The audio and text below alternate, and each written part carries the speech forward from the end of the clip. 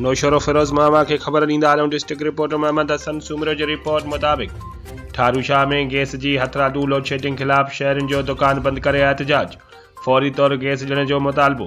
ठारूशाह में गैस जी हथरादू load shedding ख़िलाफ़ शहर जे मुख़्तलिफ़ सियासी, समाजी, क़ौम परस्त ऐं मज़हबी जमातुनि जो गॾियल एहतजाज।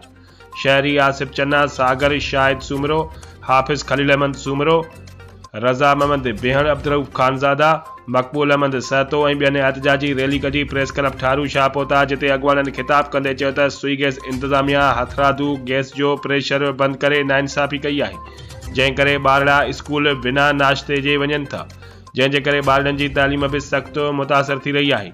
उन्हनि चयो त जेकॾहिं ख़मीस ताईं गैस जी लोड शेडिंग ख़त्म न कई वई त भिरिया सिटी में गैस जे आफ़ीस ॾाढो सख़्तु एहतजाज कयो वेंदो।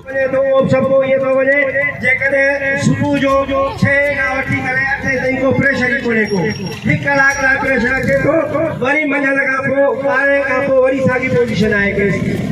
जेकॾहिं